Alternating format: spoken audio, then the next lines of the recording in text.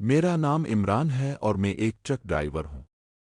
میں 8 سال سے ٹرک ڈرائیونگ کا کام کر رہا ہوں۔ آج میں آپ کو اپنی زندگی کا ایک خوفناک واقعہ سنانے جا رہا ہوں جو 2017 میں میرے ساتھ پیش آیا۔ اس وقت میں افغانستان کے علاقے دارالامان میں ایک کمپنی میں کام کرتا تھا۔ وہاں ہماری ڈیوٹی اکثر رات کو ہوتی تھی اور ہم رات گئے تک ٹرک چلاتے تھے۔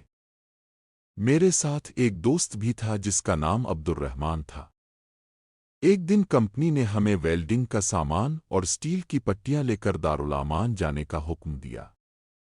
میرے دوست کے ایک رشتہ دار کا انتقال ہو گیا تھا، لیکن اس کے باوجود وہ میرے ساتھ سفر پر جانے کے لیے تیار ہو گیا۔ یہ سفر کافی لمبا تھا۔ ہم نے کھانے پینے کا سامان، کپڑے اور سردیوں کے کوٹ ساتھ رکھے اور اللہ کا نام لے کر سفر شروع کر دیا۔ پہلے 2 دن بہت اچھے گزرے۔ ہم راستے میں ہوٹلوں پر رکتے، کھانا کھاتے اور آرام کرتے۔ لیکن تیسرے دن ہمارا گزر ایک ایسے علاقے سے ہوا جو بہت سنسان تھا۔ بڑے بڑے پہاڑ، خالی سڑکیں اور دور دور تک کوئی آبادی نہیں تھی۔ رات کے تقریباً 11 بج رہے تھے۔ جنوری کی سخت سردی تھی۔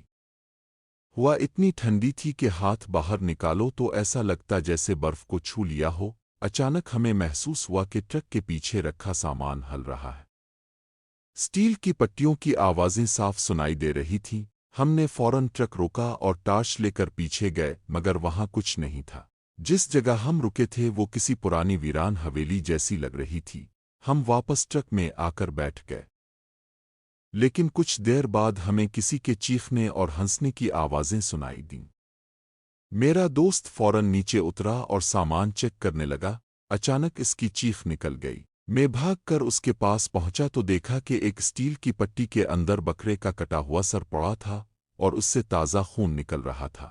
ہم دونوں خوف سے کانپنے لگے کیونکہ جب ہم نے سامان لوڈ کیا تھا تو وہ پٹیاں خالی تھیں۔ ہم نے فوراً وہاں سے نکلنے کا فیصلہ کیا، لیکن ٹرک کا ایک ٹائر پنکچر ہو گیا۔ آس پاس کوئی دکان آبادی نہیں تھی۔ عبد الرحمان نے مجھ سے کہا، میں ٹائر ٹھیک کروانے جاتا ہوں، تم دروازہ لاک کر لو۔ جب تک میں واپس نہ آؤں دروازہ مت کھولنا۔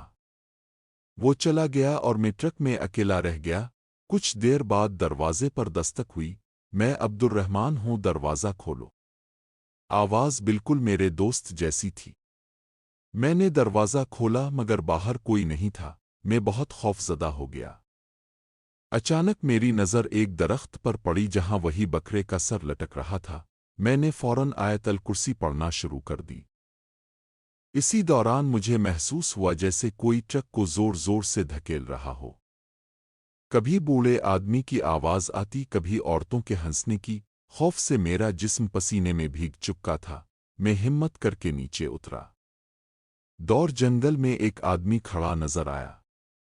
میں نے سمجھا شاید عبد الرحمان ہے، مگر جب میں قریب گیا تو وہاں کوئی نہیں تھا۔ جب واپس آیا تو ٹرک کے دونوں دروازے جو پہلے لاک تھے کھلے ہوئے تھے۔ اچانک ٹرک کی لائٹ خود بخود جل اٹھی۔ میں دوبارہ ٹرک میں بیٹھ گیا اور اپنے دوست کا انتظار کرنے لگا۔ کچھ دیر بعد عبد الرحمان واپس آ گیا۔ ہم نے جلدی سے ٹائر لگایا اور ٹرک سٹارٹ کرنے کی کوشش کی، مگر ٹرک سٹارٹ نہ ہوا۔ اسی دوران ہم نے 2 عجیب آدمیوں کو اپنی طرف آتے دیکھا۔ ان کی لمبی سفید داڑھیاں تھیں، کالے کپڑے پہنے ہوئے تھے اور ان کے پاؤں میں جوتے نہیں تھے۔ ہم نے سوچا شاید وہ ہماری مدد کریں گے، مگر جیسے ہی وہ قریب آئے اچانک ایک عجیب دھند آئی اور وہ دونوں غائب ہو گئے۔ اب ہمارا خوف حد سے بڑھ چکا تھا۔ کچھ دیر بعد ایک عورت جیسی مخلوق ہمارے سامنے سے تیزی سے گزری۔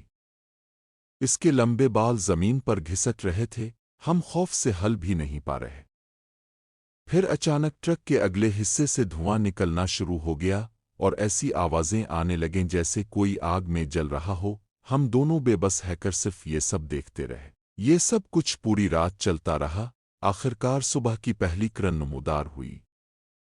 کچھ دیر بعد ایک دوسرا ٹرک وہاں آیا۔ اس کے ڈرائیور نے ہماری مدد کی اور ہمارا ٹرک ٹھیک ہو گیا۔ ہماری حالت اتنی خراب تھی کہ ہم اسے کچھ بتا بھی نہ سکے۔ ہم اپنی منزل تک تو پہنچ گئے، مگر اس واقعے کے بعد ہم نے ٹرک ڈرائیونگ چھوڑ دی اور اسی کمپنی میں ویلڈنگ کا کام شروع کر دیا۔